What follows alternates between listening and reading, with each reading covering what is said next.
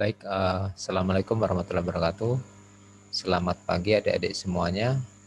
Salam sejahtera buat kita semua, ya. Salam budi luhur. Baik, untuk materi selanjutnya Bapak akan menjelaskan tentang perkembangan aplikasi simulasi dan game, ya. Gitu.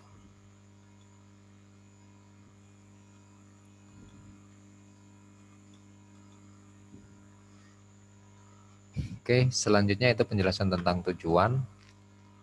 Ya, tujuan yang pertama yaitu memberikan pemahaman tentang simulasi. Tujuan kedua menunjukkan penelusuran tentang konsep game, ya. Kemudian menjelaskan tentang perkembangan game, ya. Menjelaskan tentang komponen game, kemudian menjelaskan tentang komponen desain game, dan menunjukkan kemajuan dalam penggambaran ya lingkungan nyata ke dalam game. Oke, nah itu adalah beberapa tujuan. Selanjutnya itu penjelasan tentang simulasi. Jadi definisi dari simulasi adalah tiruan dari sesuatu yang ada di dunia nyata, bisa dalam bentuk benda ataupun proses. Oke. Kemudian selanjutnya yaitu syarat utama simulasi ini tidak boleh meninggalkan karakteristik utama ya atau perilaku utama dari kondisi nyata. Kemudian tujuan dari simulasi itu sendiri adalah menyederhanakan objek pengamatan supaya lebih mudah untuk diamati dan dipahami perilakunya. Nah, ini penjelasan tentang beberapa penjelasan tentang simulasi. Kemudian contoh perkembangan aplikasi simulasi ya. Nah, ini adalah contoh dari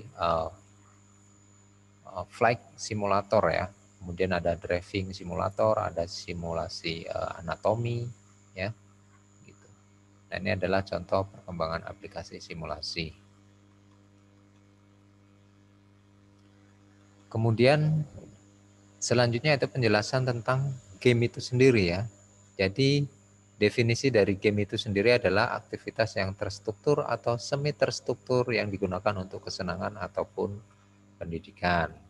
Ya, game juga bisa dibuat untuk kesenangan atau hiburan ataupun untuk pendidikan atau edukasi. Oke. Kemudian komponen kunci dari sebuah game ya, tujuan ya atau goal-nya, kemudian aturan main atau rule-nya, kemudian tantangan ya, atau challenge-nya, dan interaktif. Nah, ini adalah komponen kunci dari game itu sendiri. Kemudian game itu harus dapat melibatkan mental dan kegiatan fisik. Ya. Oke. Nah, itu beberapa penjelasan tentang game. Nah, ini contoh pada penjelasan tentang posisi game ya. Gitu. Ada kreatif ya, ekspresinya, kemudian entertainment, lightingnya, challenge-nya ya, kemudian kompetitornya ya, kemudian konflik dan attack-nya. Gitu.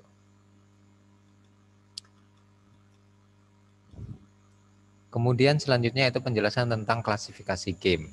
Ya, game ini adalah game yang ada pada era klasik dan era sebelum penggunaan teknologi digital. Contohnya adalah board game ya, yaitu permainan yang dilakukan pada board ya atau papan atau alas dengan bentuk desain tertentu. Contoh adalah monopoli, catur, dan ular tangga. Kemudian ada jenis game klasik yaitu card game ya, permainan yang menggunakan media kartu.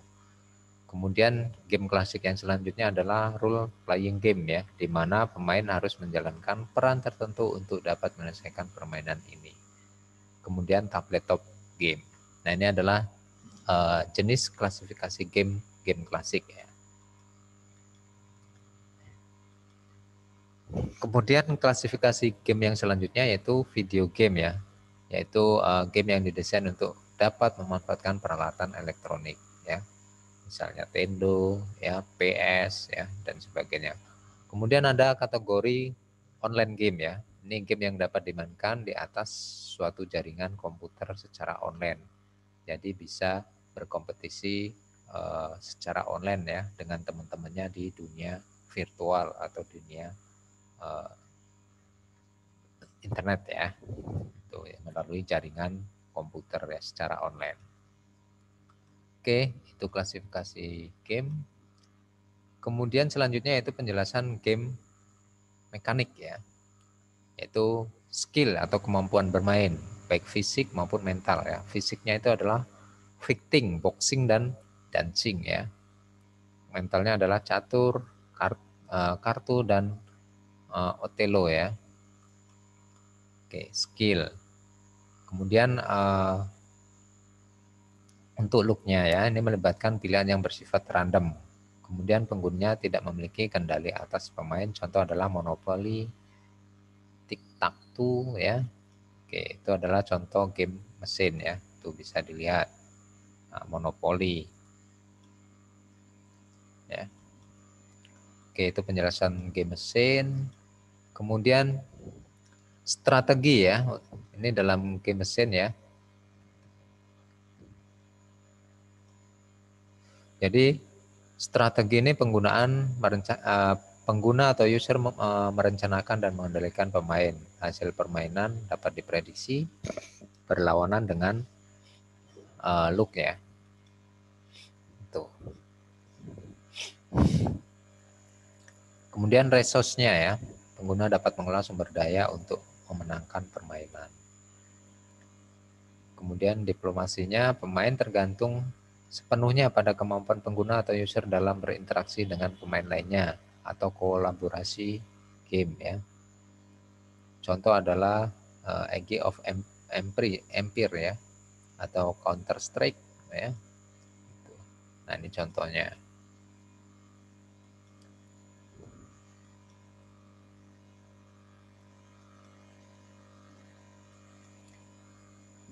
Kemudian ini penjelasan tentang game genre ya.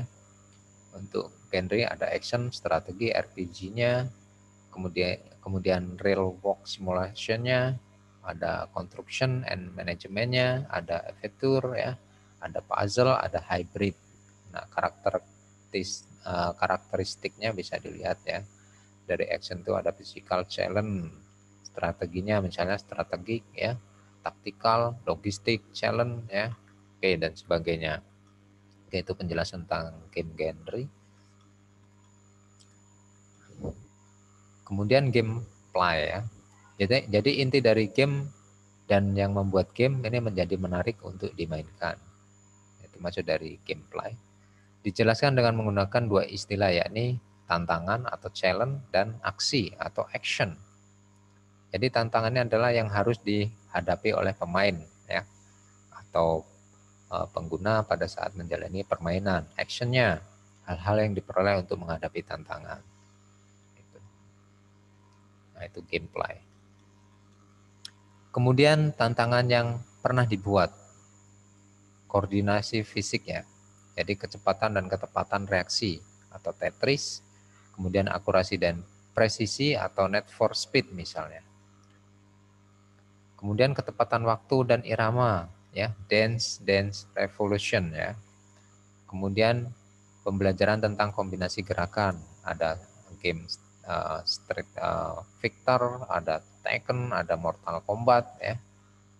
Gitu. Nah, ini contohnya. Oke, kemudian pengenalan pola ya.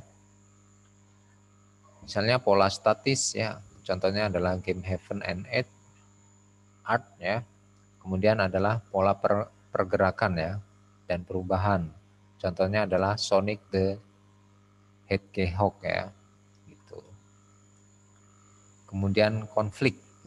Misalnya ada strategi, taktik dan logistik adalah .A ya. Kemudian survivalnya adalah Pac-Man, contohnya adalah pengurangan pasukan musuh misalnya, contoh adalah pada game Half-Life ya. Kemudian stealth-nya adalah Metal Gear Solid ya.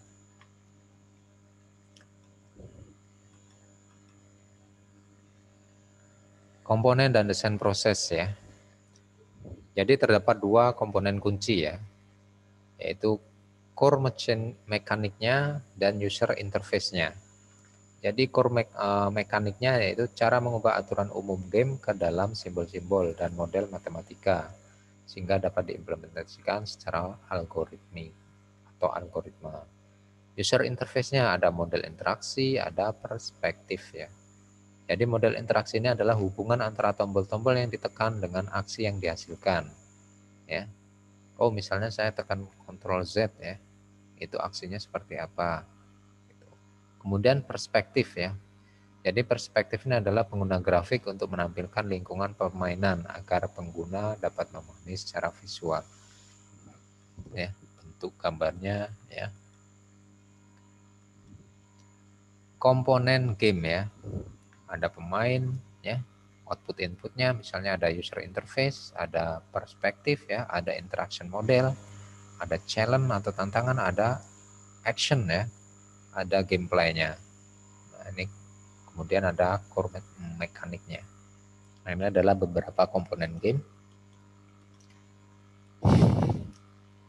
Kemudian selanjutnya itu penjelasan game walk ya.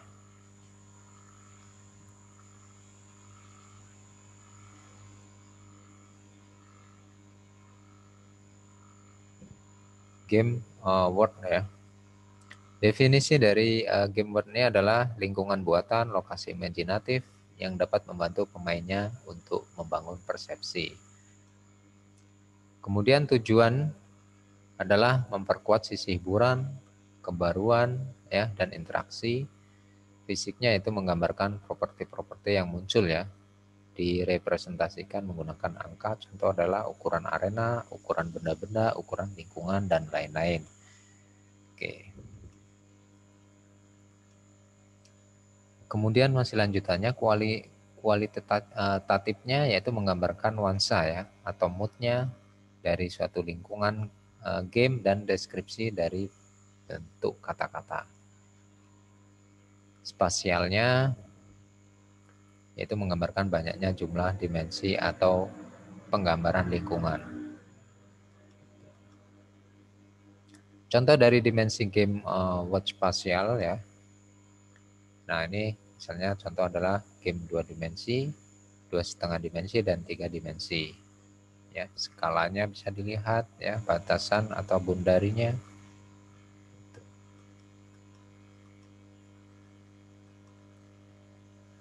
Kemudian selanjutnya itu penjelasan waktu ya. Waktu ini menggambarkan perjalanan waktu pada dunia atau lingkungan game. Biasanya berbeda dengan perjalanan waktu sesungguhnya. Contoh adalah The Sim ya atau Heroes ya. Heroes ya.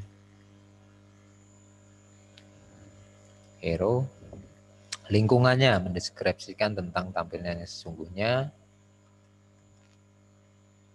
Contoh dimensi game word lingkungan ya. Nah, ini adalah konteks budaya, kemudian detail, kemudian konteks lingkungan fisik ya, dan gayanya. Oke.